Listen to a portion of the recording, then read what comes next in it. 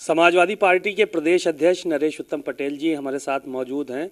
इस वक्त वो मऊ में हैं, घोसी की सरजमीन से बाहर, यानी कि चुनाव प्रचार थम चुका है और कोई भी नेता वहां पर अब कदम नहीं रख रहा है। लेकिन चुनाव का हाल क्या है, इतने दिनों की मेहनत क्या रही, इन सब चीज़ों से वो उनसे क्या वाबस्तगी है पहचानने के लिए, जानने के लिए अब हम उनसे बात करेंगे। सर, इतने दिन मेहनत किया आप लोगों ने, गांव-गांव गए, गली-गली गए, अपने जूते घिसे, तो क्या कहेंगे, किस तरह से माहौल क्रिएट कर पाए आप लोग? देखिए, भाजपा ने दारा सिंह चौहान को फंसा दिया। अच्छा भला वो विधानसभा का सदस्य थे और विधानसभा की सदस्यता से उनका इस्तीफा दिला दिया। जब जब भारतीय जनता पार्टी पिछड़े वर्गों की एकता या संगठित होते हैं तब भारतीय जनता पार्टी सामाजिक अन्याय करने लगती है और उन पिछड़े वर्ग के नेताओं को लालच या उनको दबाव में लेकर के अपने साथ करती है कि पिछड़ों की एकता कहीं संगठित न हो जाए, जो हमारी कुर्सी चली जाए। और दारा सिंह को बीच में फंसा दिया। वो जनता से तो चले ही गए और भारतीय जनता पार्टी से भी चले जाएंगे। न खुदा मिला न विसाल सनम। सही कहा आपने कि बीजेपी तो तोड़फोड़ पर माहिर है और बीजेपी कैपिटलिज्म पूंजीवाद की पोषक है। वो कभी नहीं चाहते कि सामाजिक न्याय हो और कमेरे लोगों को, मेहनतकश लोगों को उनकी मेहनत का मूल्य मिले। जो देश की दुर्दशा कर दी भारतीय जनता पार्टी ने, हर आम आदमी परेशान है, महंगाई से, बेरोजगारी से, किसानों की फसल का मूल्य नहीं मिल रहा, लोगों को नौकरी तो छोड़िए, कारोबार नहीं मिल रहा। ये देश बड़ी जनसंख्या वाला देश है, यहाँ हर हाथ को काम देना चाहिए। लेकिन बीजेपी का ध्यान काम देने में नहीं है, वोट बटोरने की साजिश। तो इस बार घोसी का चुनाव साबित कर देगा कि जो आपकी तोड़फोड़ की राजनीति है अभी ज़्यादा दिन चलेगी नहीं। घोसी उपचुनाव में एक विधायक अगर भारतीय जनता पार्टी का जीतेगा तो पूर्वांचल को 2 मंत्री मिलेंगे, ये चर्चाएं आम हैं और ओम प्रकाश राजभर भी इस बात को कह रहे हैं, एक जिताओ 2 ले जाओ। अब लालच और दबाव दो ही सत्ता में काम करता है और भारतीय जनता पार्टी ये दोनों चीज़ें कर रही है।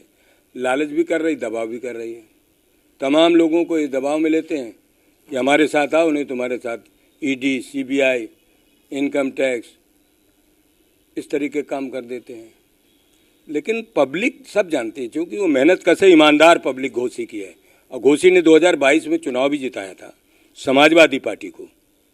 समाजवादी पार्टी जो उम्मीदवार थे वो जनता के विश्वास में खरे नहीं उतरे। जनता ने उनको 5 साल के लिए किया था और जनता को जो परेशानी में डाला है बीजेपी ने, उसी से जनता बदला ले रही है। और घोसी का उपचुनाव कल है और कल जनता वोट डालेगी। 8 तारीख को परिणाम आएगा, समाजवादी पार्टी जीतेगी और दारा सिंह को फंसा दिया।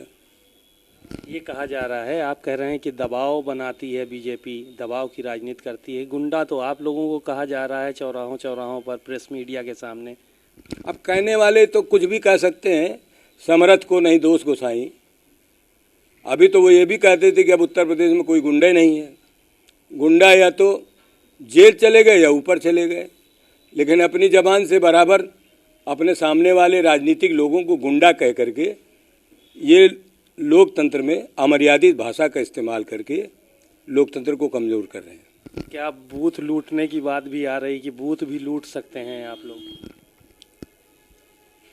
बूथ लूटने का आरोप लगाने वाले लोग जिस तरीके की भाषा के इस्तेमाल कर रहे हैं, तो उल्टा चोर कोतवाल के डांटे।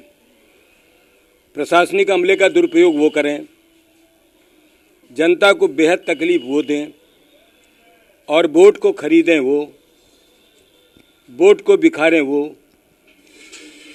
और विपक्ष पर आरोप लगाओ कि लूट लेंगे। तो फिर तुम्हारी सरकार होने का फायदा क्या है? फिर तुम्हारी सरकार का मतलब क्या है? क्या मतलब है? चुनाव कैसा चाहते हैं आप लोग? हम चुनाव पारदर्शी चाहते हैं और ये भी चाहते हैं प्रशासन से कि जनता को निष्पक्ष निर्भीक होकर के वोट डालने का पूरा मौका दें। ये जनता है, जनता से ही लोकतंत्र है, लोकतंत्र से ही सबकी नौकरियां हैं। जो लोग अधिकारी हैं या कर्मचारी हैं या प्रशासनिक लोग हैं, ये जनता की बदौलत है। अगर जनता को वो दर्द देंगे तो जनता उन्हें भी सबक सिखाएगी। बातचीत के लिए शुक्रिया। नरेश उत्तम पटेल का यही कहना है कि दारा सिंह चौहान को भारतीय जनता पार्टी ने फंसा दिया है। उनको यहाँ पर लाकर चुनाव लड़ाकर एक फंसाने का काम किया गया है। उनकी पहले तो विधायकी ले ली और अब दोबारा फिर से विधायकी का ही चुनाव लड़ाया जा रहा है। एक कहावत है कि न खुदा मिला न विसाल सनम, यही हाल दारा सिंह का होगा। कैमरामैन आशीष के साथ सीमाब नकवी, भारत समाचार, मऊ।